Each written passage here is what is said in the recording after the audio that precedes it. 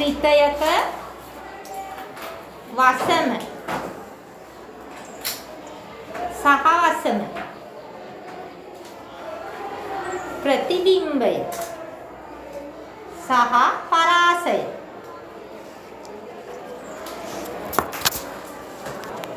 ලියාගන්න කිසියම් f ශ්‍රිතයක් සඳහා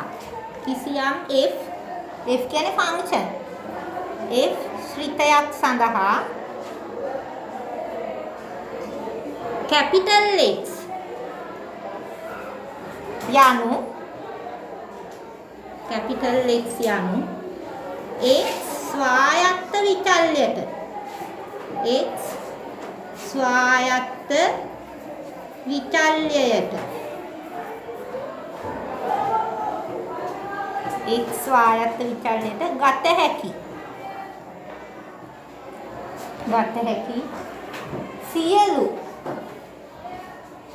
සියලු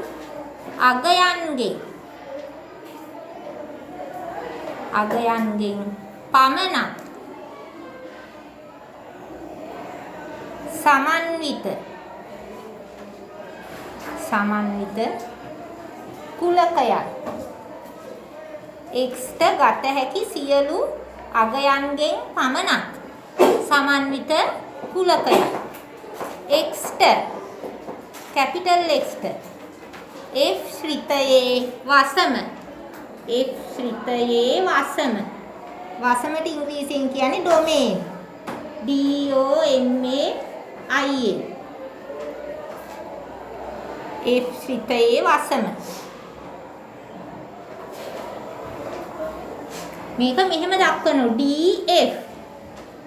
capital D දාලා f වසම f ශ්‍රිතයේ වසම ලියන්න f ශ්‍රිතයේ යටතේ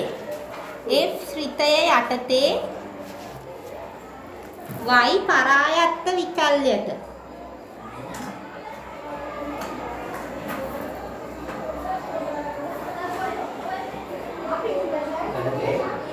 y පරායත්ත විචල්‍යයට ලබාගත හැකි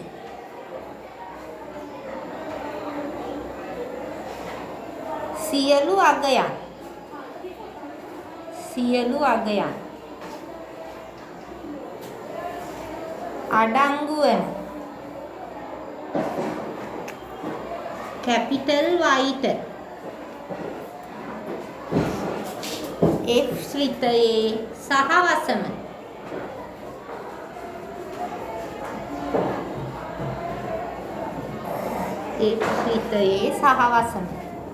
කෝඩොමේන්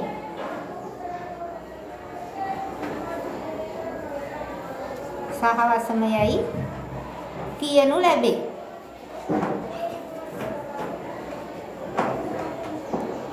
අංකණය කරනවා CF සහ වසම. ඒ කියන්නේ f ශ්‍රිතයේ යටතේ y පරායත්ත විචල්‍යයට ලබාගත හැකි සියලු අගයන් කෝඩොමේන්. ඊළඟට ලියාගන්න ප්‍රතිබිම්බය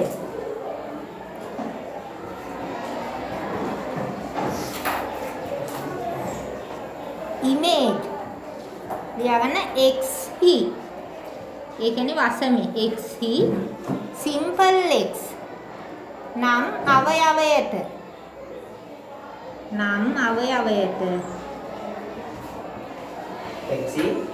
simple x නම් අවයවයට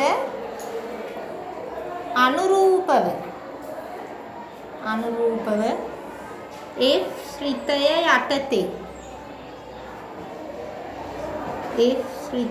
යටතේ ලැබෙන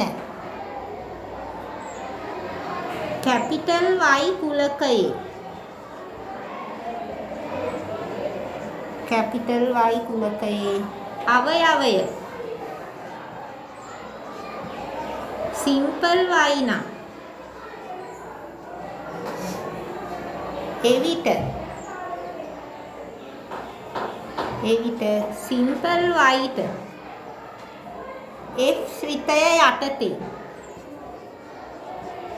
F ශ්‍රිතය යටතේ x හි ප්‍රතිබිම්බය simple x හි ප්‍රතිබිම්බය image IMAGE image යයි කියයි ඊළඟට ලියන්න range පරාසය පරාසය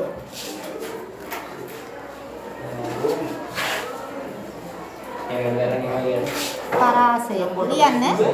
F ශ්‍රිතය යටතේ F ශ්‍රිතය යටතේ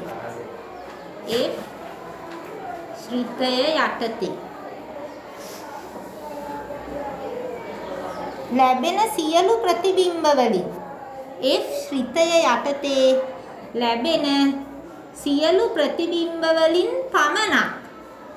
F ශ්‍රිතය යටතේ ලැබෙන සියලු ප්‍රතිබිම්බ වලින් පමණක් දැන් අපි හිතමු y සමානයි 2x වර්ග ධන 5 2x ධන 5 කියලා හිතමු එතකොට මේකේ සහවසම තමයි තාත්වික සංඛ්‍යා කුලකය නමුත් F ශ්‍රිතයේ ලැබෙන සියලු ප්‍රතිබිම්බ වලින් පමණක් අපි කිසියම් අගයන් ටිකක් ආදේශ කළොත් අන්න ඒ ලැබෙන ප්‍රතිබිම්බ වලින් පමණක් ලැබෙන සියලු ප්‍රතිබිම්බ වලින් පමණක් F ශ්‍රිතය යටතේ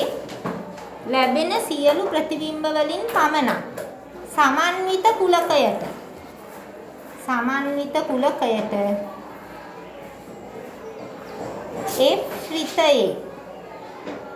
F ශ්‍රිතයේ පරාසය range පරාසයයි කියනු ලැබේ.